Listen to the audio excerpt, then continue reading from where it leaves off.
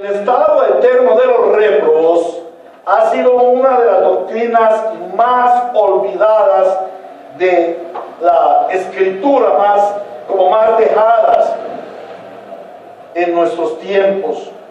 Cuando se habla del juicio de Dios y del infierno, las gentes generalmente muestran una desaprobación, un rechazo, una molestia. Y nos ha sucedido aquí con personas que vienen y escuchan el mensaje y dicen: no, en esa iglesia hablan del infierno, y lo asustan a uno. Piensan que uno es bobo y que les va a creer su cuentito del infierno, su cuentito de que hay un juicio, y nunca vuelven, no reciben el evangelio. Pero también en muchos cristianos, al tratar el tema del juicio final y el castigo para los réprobos, surge confusión, surge temor y misticismo.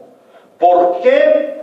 Podemos ver dos razones. La primera es el imperio del antropocentrismo. Estamos viviendo una época desde finales del siglo XIX en que el antropocentrismo, o esta filosofía del humanismo, que no es ser buenas personas, ser humanos, tener humanidad para con la gente, sino es esa perversidad mental y del corazón de parte del hombre réprobo, que centra todo en sí mismo. Es la filosofía del egoísmo, del egocentrismo, de la egolatría. Todo en el hombre es el sí mismo. Entonces, este imperio del antropocentrismo ha llevado a la gente a decir: no, queremos un Dios que juzgue a los hombres. Yo soy tan bueno que Dios no tiene por qué juzgarme a mí. Esa es la primera causa por la que hoy en día esta doctrina es tan despreciada en las iglesias modernas. Pero la segunda es mucho más grave, y esta también afecta a un mayor número de iglesias, y es el desconocimiento de las escrituras. En las iglesias de hoy en día se desconocen las escrituras. Y aunque este estudio parezca o produzca cierto espanto y sea desagradable para algunos, y para otros sea curioso, es necesario para todos. Entonces, la doctrina del juicio final y del castigo de los réprobos debe ser permanentemente estudiada en la iglesia. Sin embargo, muchos no la estudian porque les da pesar de que la gente se asuste. Otros tienen una serie de confusiones porque oyen allí una cosa, oyen allá otra, oyen allá otra y oyen allá otra, y no saben a qué atenerse.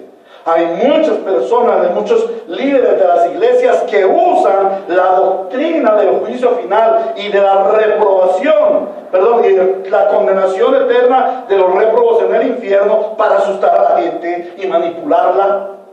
Entonces la gente no sabe para dónde agarrar.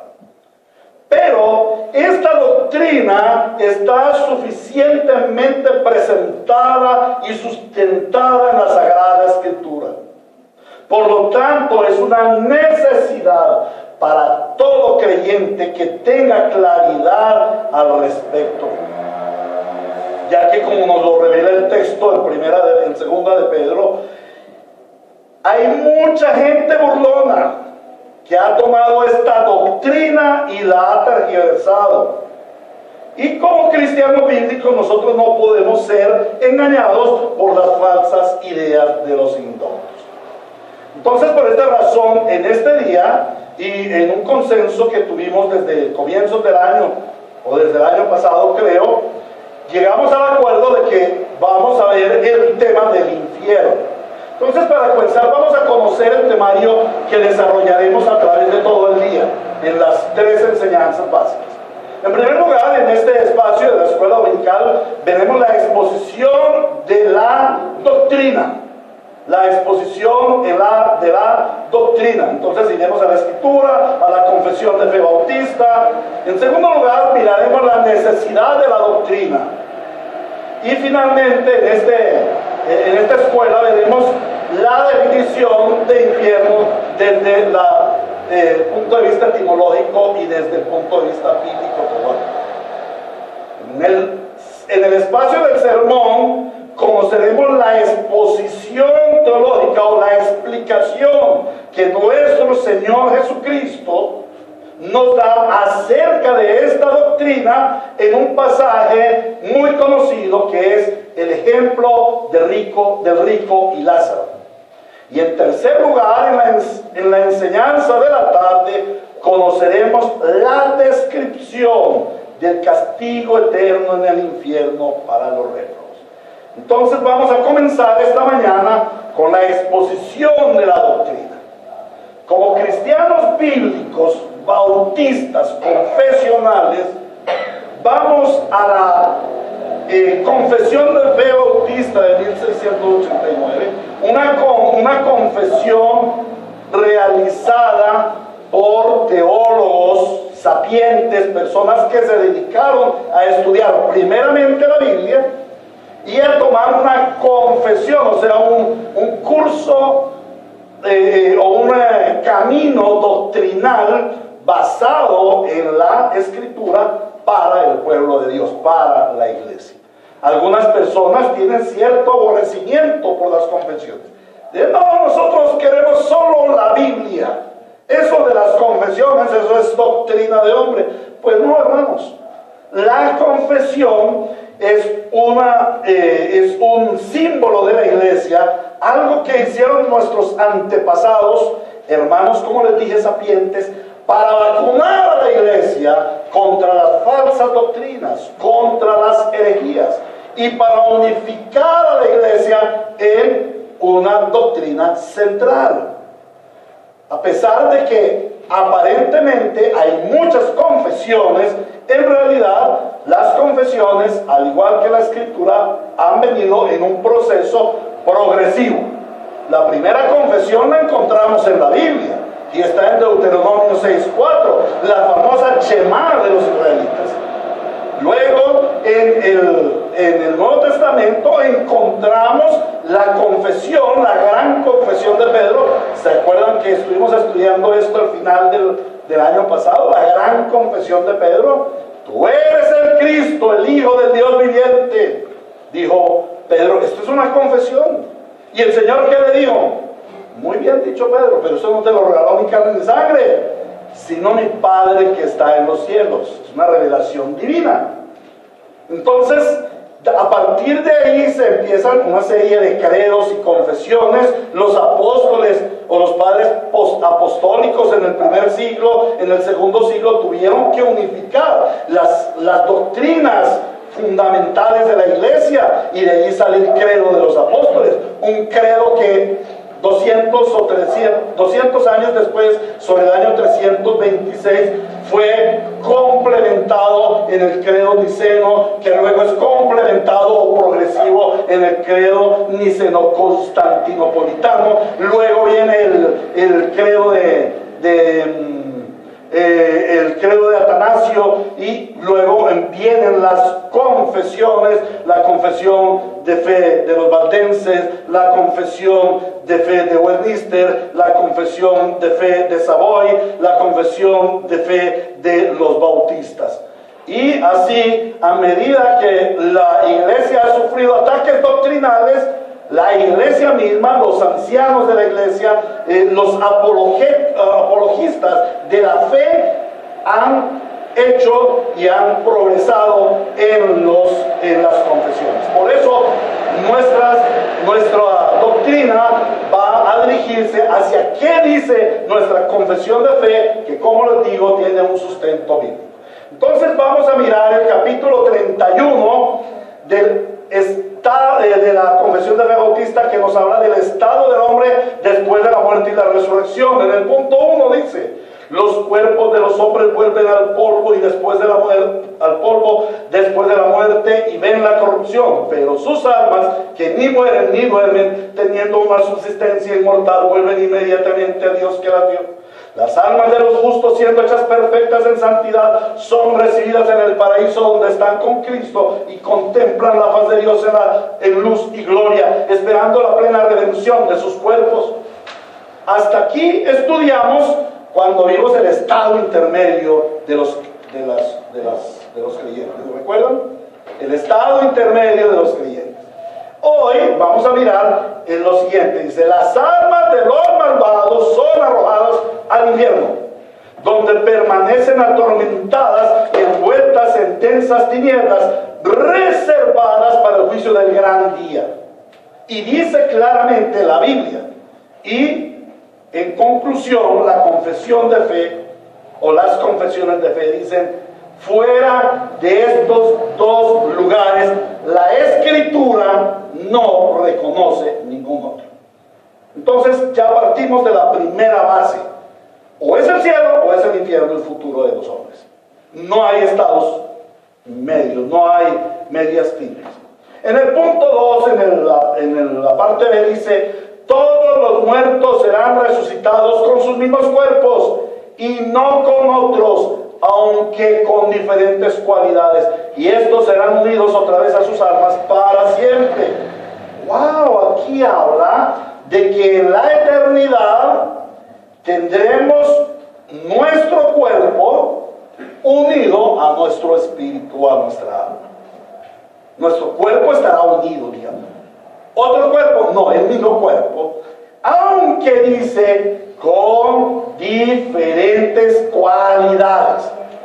¿Cuáles son las diferentes cualidades? En los santos, como ya lo vimos, un cuerpo glorificado, un cuerpo que se semeje a la gloria de Dios, un cuerpo restaurado por Cristo, un cuerpo donde la carne ya no gobierna, un cuerpo donde el pecado no domina.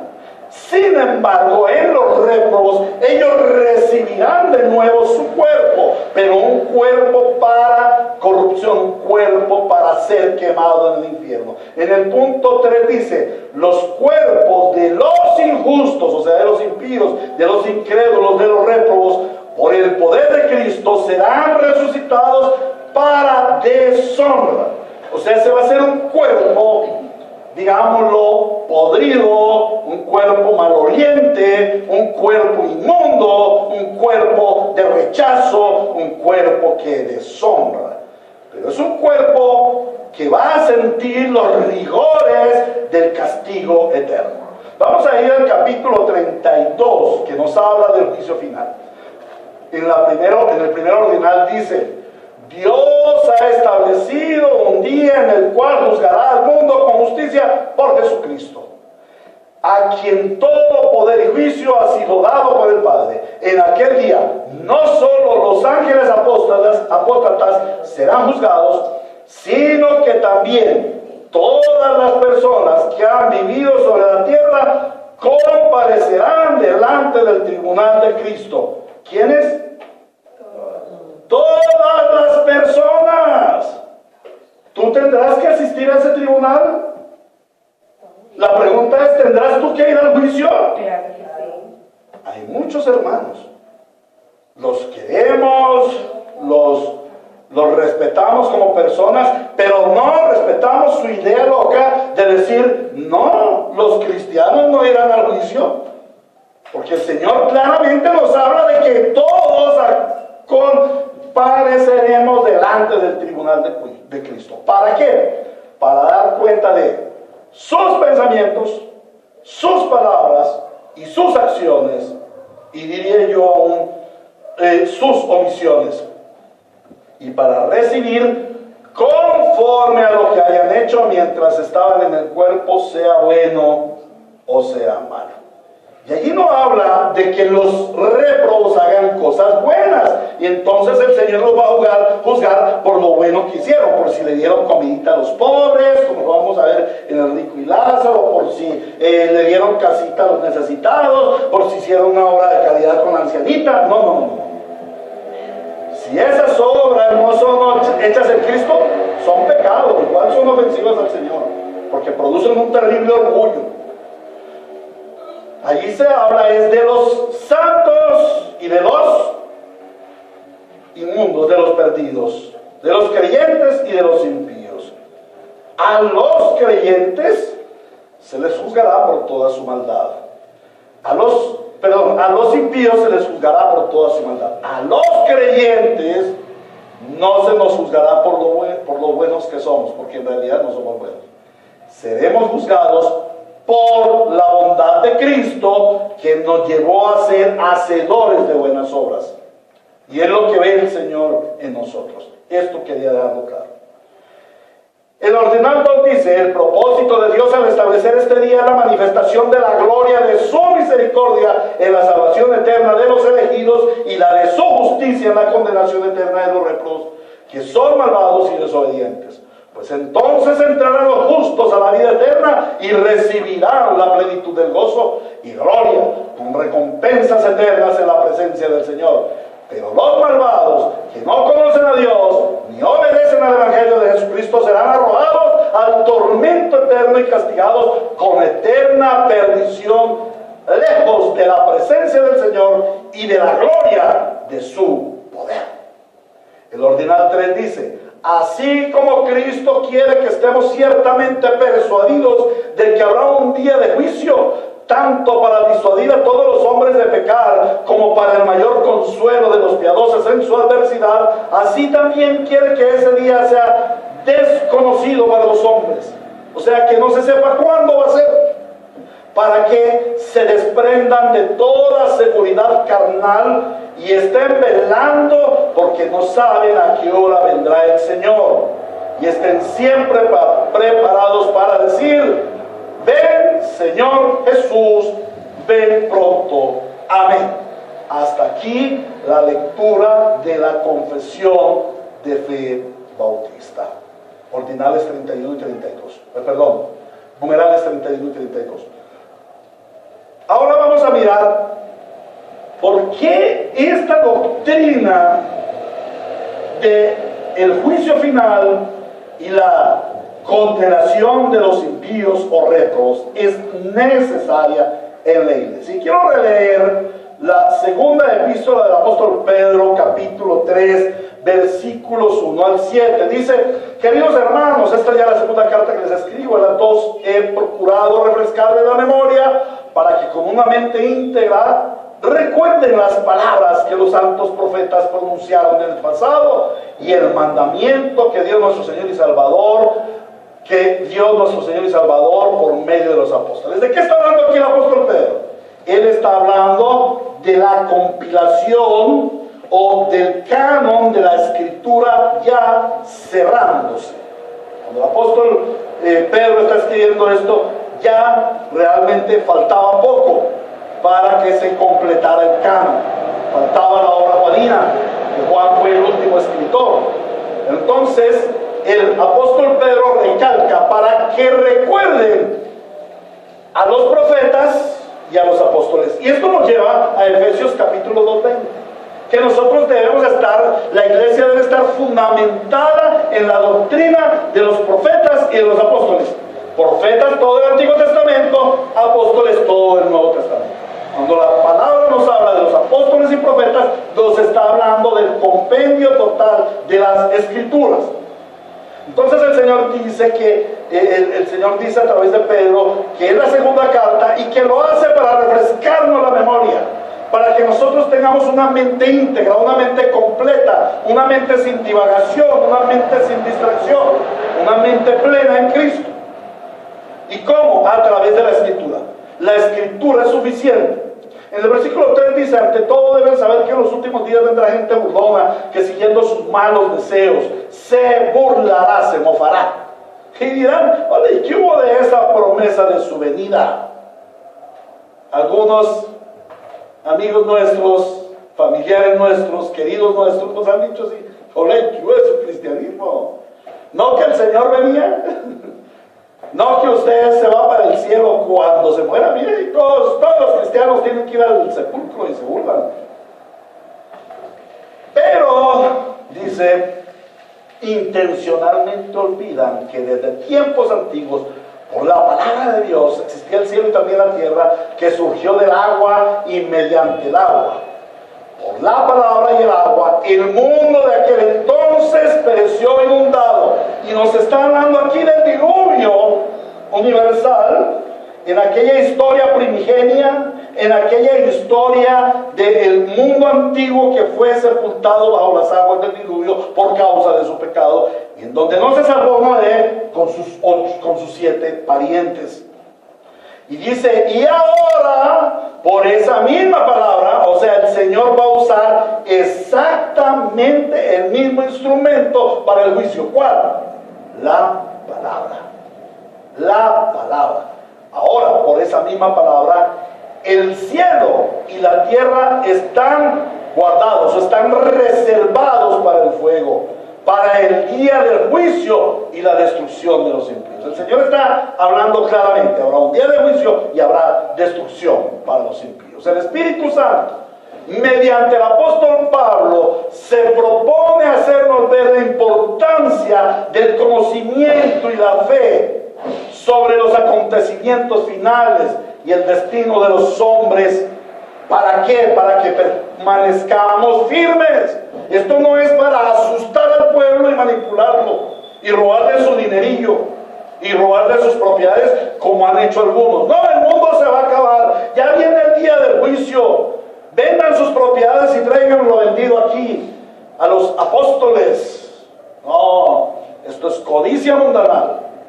El Señor quiere que permanezcamos firmes. Versículos 17 y 18 dice: así que ustedes, queridos hermanos, puesto que ya saben de esto de antemano, manténganse alerta. El Señor quiere que nosotros sepamos esto. El Señor no nos quiere ocultar nada. Él no tiene secretos guardados para su pueblo. Él nos ha revelado todo lo necesario para la vida y para la piedad. No hay nada más que añadir. Ayer que estaba en la enseñanza a mi alumno de teología, él me preguntaba, ¿y si hoy en día apareciera un nuevo libro de la Sagrada Escritura que cumpla todos los rigores del canon, la iglesia lo aceptaría? Le dije, sí, por providencia de Dios y en su decreto eterno era determinado que al final de los tiempos resultase un libro con todas las características. Pues la iglesia tiene que aceptarlo, porque la iglesia no rige el canon rige a la iglesia. Entonces tendría que aceptarlo, pero esto sería una contradicción bíblica. ¿Por qué? Porque ¿cómo puede ser que el Señor niega la revelación a su pueblo durante 21 siglos? Esto es imposible. El Señor ha revelado, Él dice que ya ha revelado todo lo necesario. No va a haber más, ya no hay nada más que revelar. ¿Por qué? ¿Qué fue todo lo necesario que reveló el Señor? A su Hijo Jesucristo. Y si apareciera otro libro, ¿de quién tendría que hablarnos? Del Señor Jesucristo. Y si aparecen allí novedades, ¿qué sucedería? Pues no es del Señor Jesucristo. No es del Señor Jesucristo, no es canónico, no se ajusta a la normatividad, a la inspiración del Espíritu Santo. Entonces, el Señor dice, ustedes ya saben todo esto antemano, manténganse alerta. No sea que arrastrados por el error de esos libertinos, pierdan la estabilidad y caigan. El Señor hace una fuerte advertencia. Si ustedes se dejan arrastrar por esos libertinos que interpretan la Biblia conforme a sus elucubraciones, a sus pensamientos sucios, el problema es de ellos y el problema también es tuyo. ¿Por qué? Porque el Señor nos advierte y dice, no quiero que ustedes caigan en esos errores. No quiero que ustedes empiecen a vivir vidas inestables. ¿Será que si habrá infierno? ¿Será que si habrá juicio? ¿Será que si esto? No, el Señor ya es claro. Él dice, va a haber un juicio, un día de juicio. Entonces, mucho cuidado, dice el 18, más bien crezcan en la gracia y en el conocimiento de nuestro Señor y Salvador Jesucristo. A Él sea la gloria, ahora y para siempre. Amén. Ahora vamos a mirar algunas razones por las cuales la iglesia debe estudiar esta hermosa y consoladora, porque debe ser un consuelo para nosotros, doctrina del juicio eterno y del castigo en el infierno para los reposos. En primer lugar, es porque es una gran verdad revelada en la Biblia. La doctrina de la escatología es una doctrina que se ha prestado para muchas malas interpretaciones y hasta para engaños. ¿Por qué? Porque son eventos no conocidos. Porque son eventos que en algunas ocasiones la Biblia los presenta en un idioma figurado. Entonces, esto expone a algunos indoctos a la especulación. Pero para salir de toda duda, de todo engaño y de toda especulación, debemos acudir a las Escrituras como la única revelación de Dios, es lo que dice el Señor. Y como el juez supremo, mediante el cual deben decidirse todas las controversias. La Biblia es suficiente para revelarnos claramente los planes de nuestro Señor y Dios para los tiempos finales. Que nadie, que ningún cristiano diga es que yo no sabía, porque la Biblia es clara. Tú tienes que leer una y otra vez la Biblia para conocer los planes de Dios y entenderlos cada día más. El Señor nos es enfático, enseñándonos que Él ha establecido que este sistema de cosas, esto llamado el presente mundo malo, tendrá un día de finalización. Habrá un día, no varios días, no varios años, no varias eras, será en un día. Ahora, no me pregunten si va a ser de 24 horas, porque posteriormente el Señor dice, porque para el Señor un día es como 1000 años y 1000 años como un día. Será un día, como dice el Señor. En ese día el Señor juzgará al mundo con justicia. Y en ese juicio, todos los réprobos, tanto angelicales como humanos, serán condenados eternamente en el infierno. La doctrina del juicio y la condenación de los réprobos están contenidas en la Sagrada Escritura. Y si están contenidas en la Sagrada Escritura, deben ser estudiadas por todos los creyentes. Que ningún creyente se quede sin conocer estas grandes verdades. Hay muchos hermanos que han venido, ay pastor, hábleme de lo que va a suceder. Dígame cómo va a ser.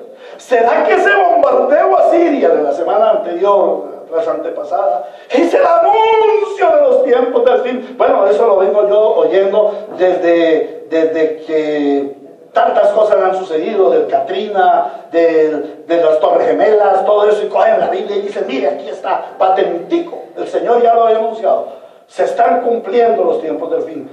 Claro que se están cumpliendo los tiempos del fin. ¿Y eso no te da temor? Tiene que darte un reverente temor al Señor.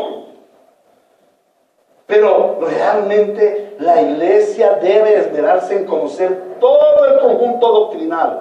Y no irse a preguntar el uno que piensa, el otro que dice, que dijeron en la emisora, que dijeron en el enlace. No vayas a ellos, ve a la Escritura. Porque el Señor dice que todo nos lo ha revelado allí, amén. La segunda razón de la necesidad de estudiar esta hermosa doctrina es la gloria de Dios. La doctrina es rechazada argumentando algunas cosas, y vamos a mirar qué cosas argumentan los hombres.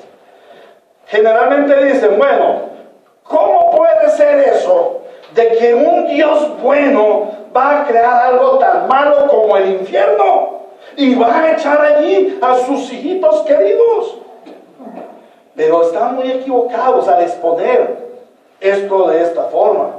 Pues parten de dos falsas premisas. La primera, dicen que el infierno es malo, que Dios creó algo malo, ¿no? El Señor dice que vio Dios todo lo que había hecho y era bueno en gran manera. El infierno en sí no es malo,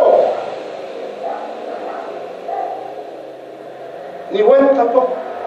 Es un lugar de juicio, de condenación. Yo les hago una pregunta: ¿la cárcel de Bellavista o de la Modelo en Bogotá o del Barne es de alta seguridad? ¿Es buena o mala? No, es una construcción que hay allí. ¿Sí? Allá, ¿quiénes van a ser puestos? Los hombres delincuentes. Aunque en nuestra injusticia van muchos hombres que no cometieron el delito, pero en juicio han sido puestos allá. Diferencia que va a suceder con el juicio eterno del Señor. Él hará un justo juicio.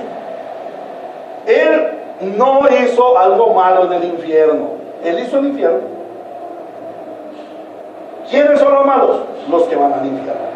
En segundo lugar, afirman que allí serán condenados hijos de Dios, pero esto no es así. Los hijos de Dios no recibirán condenación. ¿Por qué? Porque somos adoptados en Cristo Jesús nuestro Señor mediante el pago que Él hizo para nuestra redención. Él pagó para que nosotros no tuviéramos que pagar esa condena. Él pagó por nosotros. Él fue nuestro sustituto. Entonces, el Señor no va a echar a sus hijos allí. Los que serán echados en el infierno son los enemigos de Dios, aquellos que rechazaron el Evangelio y aborrecieron al Señor. Y aquí tengo que hacer una nota. Mucho cuidado con aquellos que creen que son hijos de Dios sin serlo. Y yo tengo una pariente muy cercana y la quiero mucho y oro por ella. Y ella cree que ya se ganó el cielo porque ella es una buena persona. Y ella cree que Dios la ama mucho y que se la va a llevar para el cielo. Pero es incrédula, es inconversa. Y me da mucho pesar de ella. Y por eso debo orar al Señor. Y oramos al Señor por su vida, para que el Señor en su gracia le pueda dar salvación. Amén. Mucho cuidado, porque muchas creen que por ir a la iglesia o por participar del culto son hijos de Dios. Otros dicen, no, si es que todos somos hijos de Dios, Dios nos hizo. No, todos los hombres somos creación de Dios, pero la palabra de Dios discierne entre hijos de Dios e hijos del diablo. El juicio final y la condenación de los impíos es la conclusión de la manifestación de la gloria de Dios. Muchos creen que Dios no será glorificado por los perdidos, pero esto es falso. Así como un general se gloría al derrotar el ejército enemigo, o un luchador se para victorioso sobre su contrincante, Dios es glorificado al vencer a sus enemigos en un juicio justo, condenándoles al infierno perpetuamente. Pero no solamente la manifestación de la gloria de Dios al castigar a los réprobos, sino mayormente la gloria de Dios al certificar la salvación de sus elegidos, librándonos de la condenación eterna. Allí es donde verdaderamente podremos comprender, primero, la gravedad de nuestros pecados. Porque desde el cielo miraremos a los réprobos en el fuego eterno del infierno y en los terribles sufrimientos. Entonces diremos, oh, allá debía estar yo, porque mis pecados son tan graves como los de ellos. Entonces reconoceremos la gravedad de nuestro pecado, pero también reconoceremos la grandeza de nuestra salvación. Cuán grande la salvación que nos dio el Señor Jesucristo. Pero sobre todo, reconoceremos el gran amor, la gran misericordia y el gran poder de nuestro Salvador, el Señor Jesucristo. Amén. Pero por otra parte, en el juicio de Dios y el castigo de sus enemigos, queda demostrado que Dios es el Rey eterno y que su reino ha permanecido por siempre a pesar del ataque aleve de las tinieblas. Nunca Dios ha dejado de reinar sobre todo su reino. Él es soberano y nadie nunca podrá destronarlo. Algunas personas dicen, bueno, pues si Dios reina todo, ¿por qué permite que en este momento la tierra esté tan mal y haya tanta maldad y tanto pecado? ¿Ah? Porque Él es rey. Porque Él es rey y Él lo permite. Pero Él mismo lo anuncia, habrá un momento en que le pondrá fin. Y dirá, hasta aquí llegaste pecado, hasta aquí llegaste maldad. Todo este mundo malo se acabará. Amén. En tercer lugar, vemos otra razón para estudiar esta doctrina, y es el engaño de la falsa religión. Desde los comienzos de la humanidad, el engaño ha pretendido negar el juicio de Dios y el castigo para los desobedientes. La serpiente en el Edén le dijo a nuestros primeros padres, Génesis 3, 4, versículos 4 y 5, dice, pero la serpiente le dijo a la mujer, no es cierto que ustedes vayan a morir. No, Dios no va a hacer juicio. Dios sabe muy bien que cuando coman de ese árbol se les abrirán los ojos y llegarán a ser como Dios, conocedores del bien y del mal. Desde ese comienzo ya la serpiente estaba negando el juicio de Dios y la condenación. No, ustedes no van a morir, les dijo. Pero aún en los tiempos del Señor Jesús, Los saduceos, nos lo habla la Escritura, rechazaban el juicio de Dios, el castigo eterno, la vida venidera. Y ha sido una constante de la falsa religión negar esta doctrina. Cuando tú escuches de alguien o vayas a una iglesia en donde se niegue esta doctrina, hermano, huye de allí, porque es una herejía, es una falsa doctrina. En los tiempos modernos encontramos varias posiciones que niegan la doctrina. Los escépticos dicen que eso es una imaginación humana, que eso es un mito. Los racionalistas dicen que no hay Dios. Y si no hay Dios, pues no puede haber juicio de Dios. Y si no hay juicio de Dios, pues no puede haber castigo de Dios. Y si no hay castigo de Dios, pues ¿para qué el infierno? Conclusión, infierno no existe. Eso dicen los racionalistas. Ahora, están por otra parte los aniquilacionistas. Estos son los falsos testigos de Jehová. Ellos dicen que los malos serán aniquilados, que en un momento dado el Señor borrará a los malos y solamente vivirán los buenos. Eso no es verdad. Otros dicen que el infierno es una amenaza religiosa para manipular a los creyentes. Y lo peor del caso es que en muchas ocasiones se hace verdad. Los mormones, por ejemplo, dicen que hay un estado celeste, ¿no? Hay un estado terrestre, un estado celeste y un estado celeste. Pero que ese estado celeste es algo así como un purgatorio. No sé si estoy en lo correcto, usted sabe bastante, o sabía de esa doctrina. El estado celeste. Entonces es como un purgatorio. También está la doctrina católica romana del purgatorio, que es un infierno transitorio, no el infierno eterno. Solamente es un infierno transitorio. Y está la moderna teología de los papas, que según ellos tienen infalibilidad. Ellos reciben revelación ex cátedra. Entonces ellos dicen que el infierno no existe, que eso es un estado del alma. Eso es una forma de vivir aquí. Si nosotros aquí somos buenos, vivimos bien, ayudamos al prójimo, amamos al prójimo, no importa si tú eres ateo, si eres homosexual, si eres borracho. Lo importante es que seas una buena persona. Entonces tu estado del alma será feliz y vivirás como en el paraíso.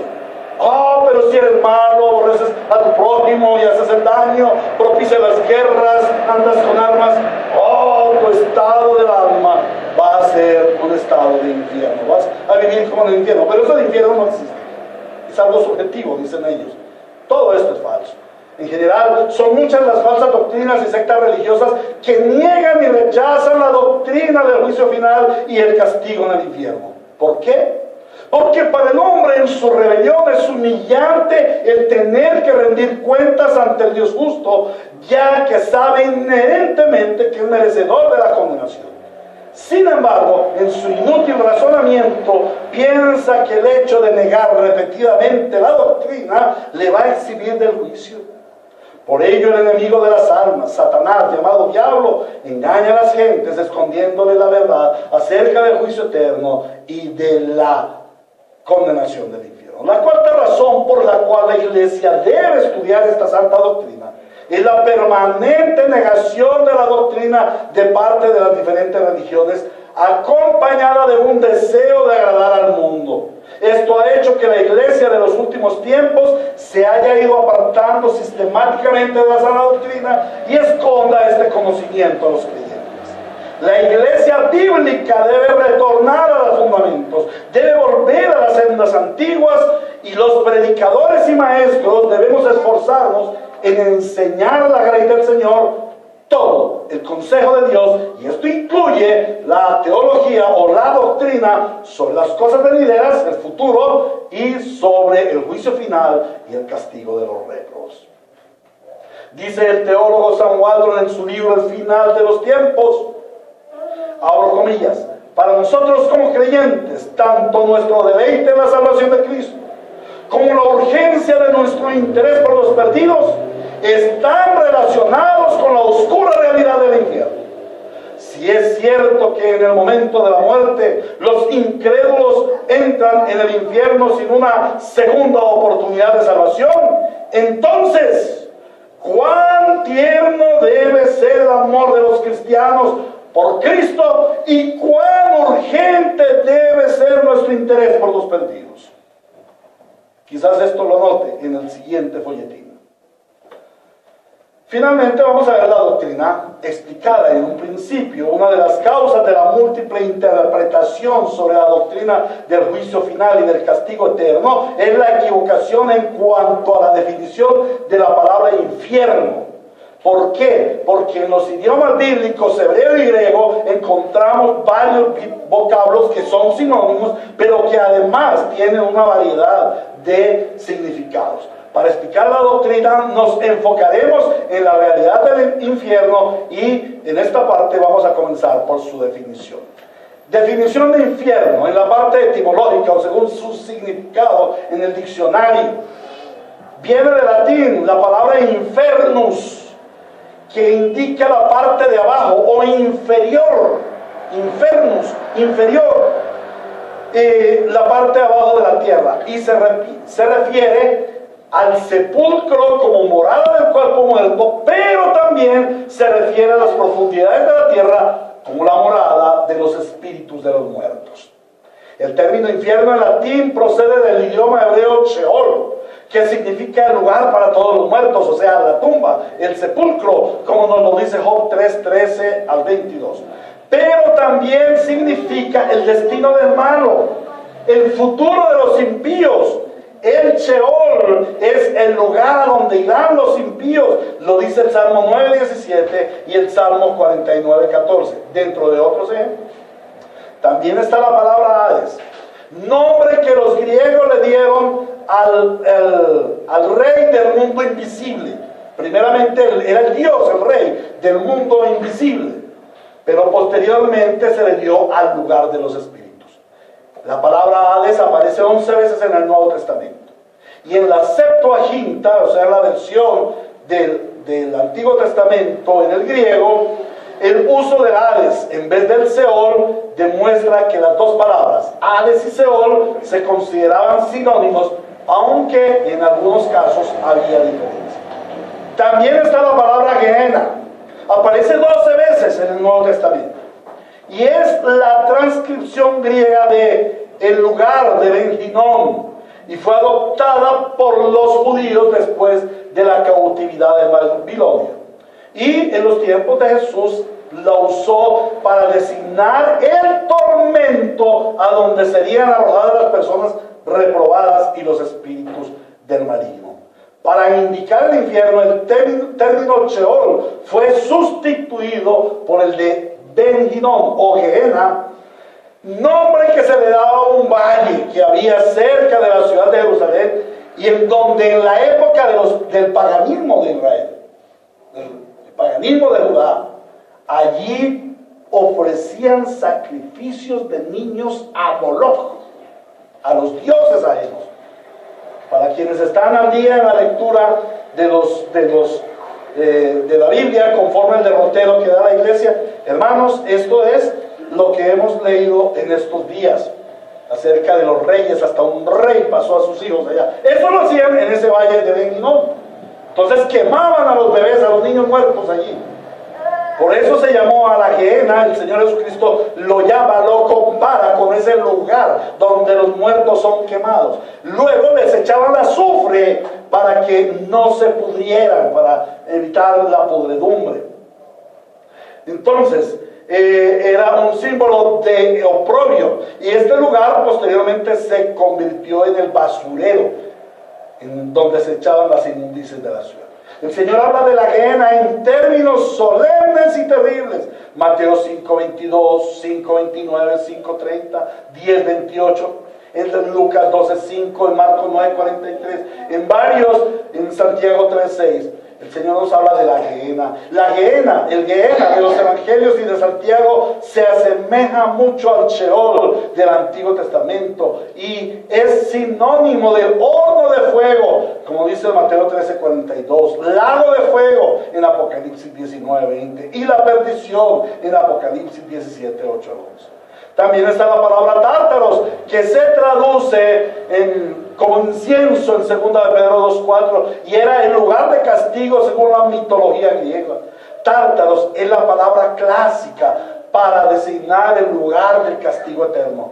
Pero aquí en Segunda de Pedro 2:4 se aplica a la esfera intermedia de castigo para los ángeles caídos. Tenemos también la palabra Abadón, que significa lugar de destrucción o perdición. Es sinónimo también del Sheol. El término viene de una raíz que significa corromper o lugar de corrupción, y señala el oscuro lugar de los muertos. Job lo menciona junto con la muerte en Job 28:22 y junto con el Sheol en Job 26:6, diciendo que el Abadón no tiene cobertura delante de Dios. También Proverbios 15:11 y 27:20 nos habla de el Abadón no tiene la presencia de Dios. En el Abadón son castigados los adúlteros, dice Job 31:12. Y es un lugar que nunca se sacia de recibir los muertos.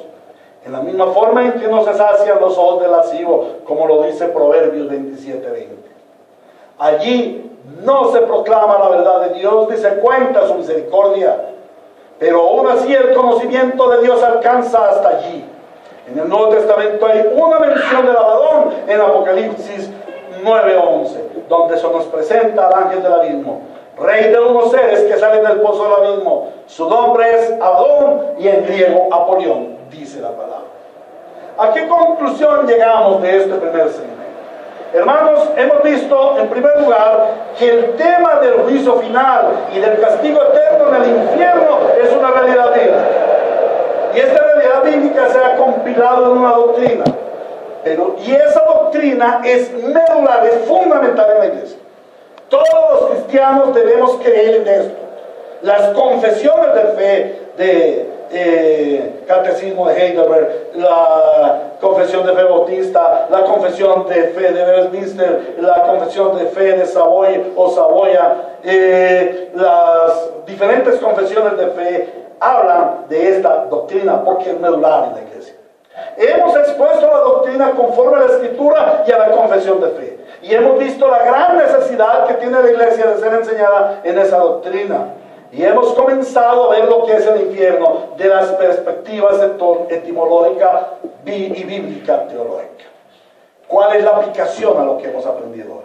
Hermanos, esto es un llamado del Señor para que prestemos muchísima más atención a estos temas de los tiempos futuros, y especialmente a este tema acerca del juicio de Dios y del castigo de los réprobos en el infierno. A Dios sea la gloria en su iglesia por los siglos de los siglos. Amén. Oremos.